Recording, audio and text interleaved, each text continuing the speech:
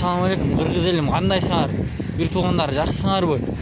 Бүгін 07-2020 май.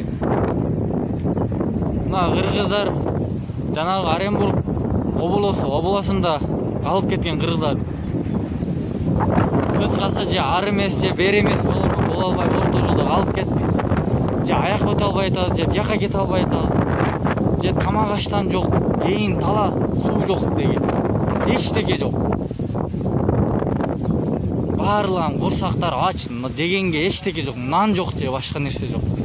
Туугандар, бийликтегилер карап койбойсуңарбы? Биякта бир 80 адам бар, 80 адам бар, бийликтегилер. Биякта жата бербей карап койгулачы.